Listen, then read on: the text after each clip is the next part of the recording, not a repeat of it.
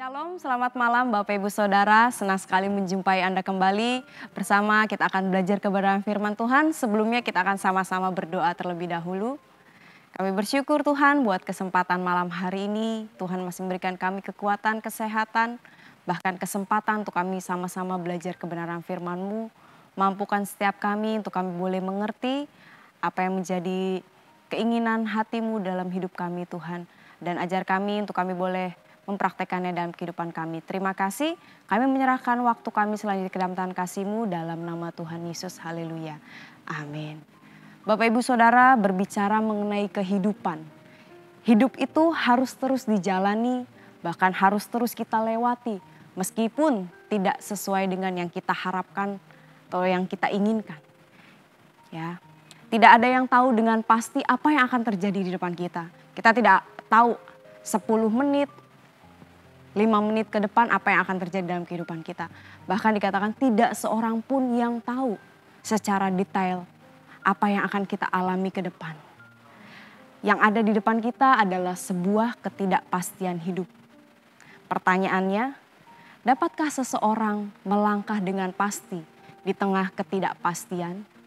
Karena itu malam hari ini kita akan sama-sama belajar kebenaran firman Tuhan. Saya akan memberikan judul perenungan yaitu melangkah dalam kepastian. Bapak Ibu Saudara, seperti pertanyaan saya sebelumnya, dapatkah seseorang melangkah dengan pasti di tengah ketidakpastian hidup?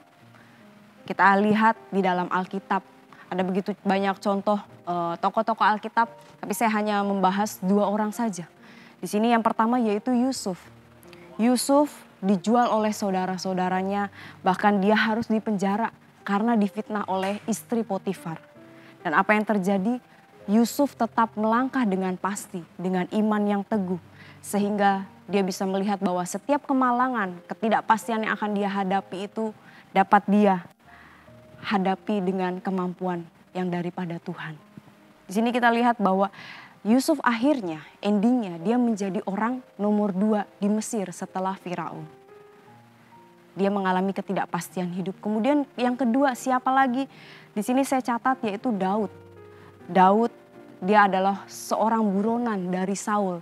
Dan dia harus menyelamatkan dirinya. Dia begitu banyak mengalami banyak hal-hal yang tidak mengenakan dalam hidupnya. Ya. Kemudian tapi dia berani untuk melangkah dengan pasti. Di tengah ketidakpastian karena apa? Karena kepercayaannya kepada Tuhan. Karena itu kita akan belajar bersama malam hari ini bagaimana melangkah dalam kepastian. Yang pertama yaitu hidup berkenan.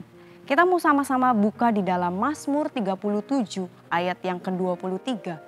Mazmur 37 ayat yang 23 dikatakan bahwa Tuhan menetapkan langkah-langkah orang yang hidupnya berkenan kepadanya. Ya. Dan luar biasa dalam terjemahan lain Amplified Bible di situ dikatakan bahwa Tuhan dengan senang hati menyibukkan dirinya membimbing setiap langkah kita. Tuhan ya, Tuhan yang mau menyibukkan dirinya untuk apa? Untuk membimbing setiap langkah kita. Ingat, Tuhan menyibukkan dirinya untuk membimbing setiap langkah orang yang hidupnya berkenan. Apa sih pengertian hidup yang berkenan itu? Hidup yang berkenan adalah hidup yang menyenangkan hati Tuhan. Ya, seperti ayat bacaan kita tadi di dalam Mazmur, ya di situ Daud telah melihat pertolongan Tuhan, penyertaan Tuhan sewaktu dia masih muda sampai akhirnya dia sudah lanjut umurnya. Dia berkata bahwa Tuhan menyertai langkah-langkah hidupnya dia. Bukan hanya menetapkan jalannya lewat pembacaan Alkitab yang kita baca di dalam Alkitab. Tapi Tuhan juga menetapkan langkahnya melalui langkah-langkah orang yang berkenan ini melalui bisikan hati nurani. Seperti halnya seorang ayah atau seorang ibu yang menuntun anak yang masih kecil ketika berjalan. Ya, dia pasti akan menuntun anak itu, membimbing anak itu supaya anak itu tidak jatuh. Begitupun juga dengan Tuhan. Karena itu mari kita mau koreksi hati kita. Hidup kita, sudahkah hidup kita berkenan kepada Tuhan? Bahkan di dalam Alkitab dikatakan bahwa Tuhan Yesus dikatakan sebagai anak yang dikasihinya. dan kepadanya Bapa berkenan. Luar biasa. Kemudian siapa lagi? Nuh. Dalam perjanjian lama dikatakan bahwa Nuh hidup berkenan di hadapan Allah sehingga dia mendapatkan kasih karunia di mata Allah. Mari Bapak Ibu Saudara, izinkan Tuhan untuk memimpin, untuk menuntun, untuk membimbing kehidupan kita langkah demi langkah, hari lepas hari. Sebab tidak ada seorang pun yang tahu apa yang akan terjadi selain daripada Tuhan. Karena itu pastikan hidup kita sudah berkenan kepada Tuhan. Kemudian yang kedua, bagaimana caranya untuk kita melangkah dalam kepastian? Yang kedua, mendengar dan melakukan firman Tuhan.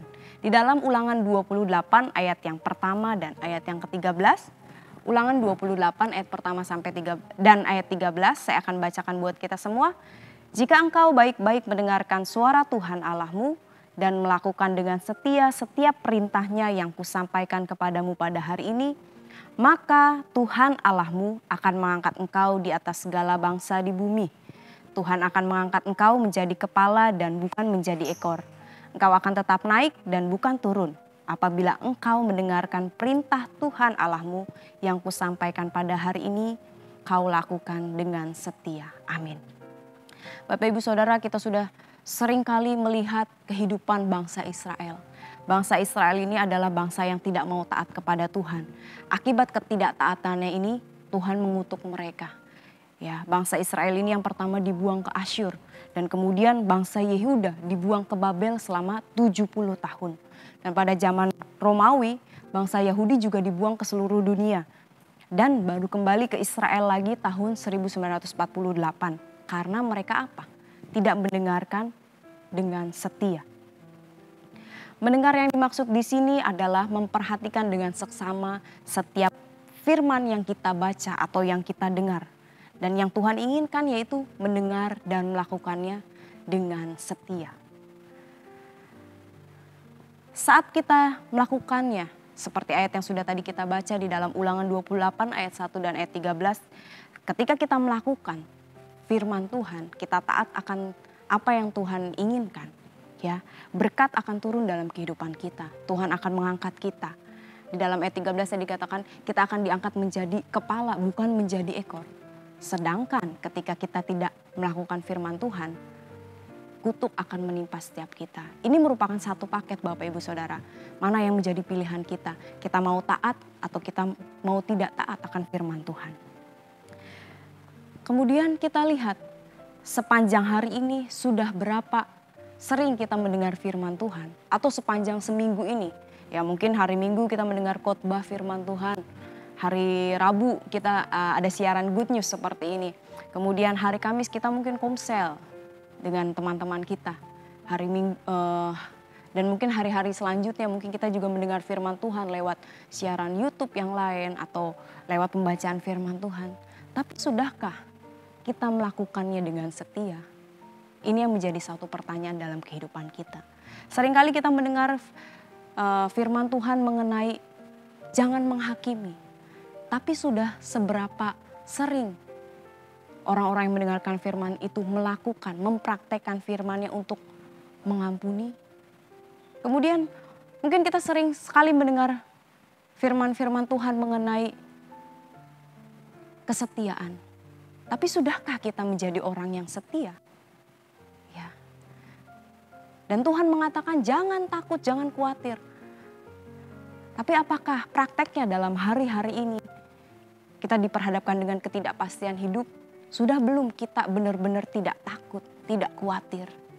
Ya, mari kita mau cek hidup kita. Sudah belum kita melakukan firman Tuhan?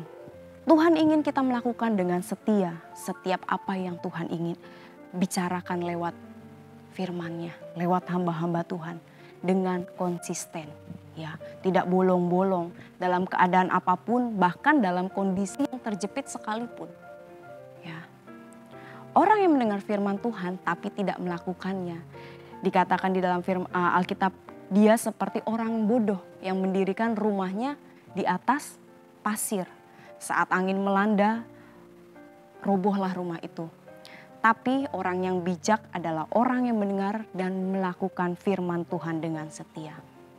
Bapak Ibu Saudara, setiap firman Tuhan, setiap perkataan Tuhan bertujuan supaya hidup kita terlindungi dari serangan iblis.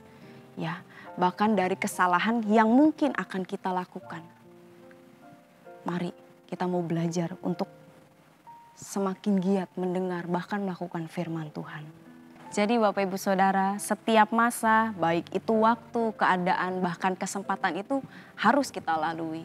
Ya, seperti halnya sebuah buku, ketika kita mau mengakhiri buku itu mencapai endingnya, kita harus melewati halaman demi halaman.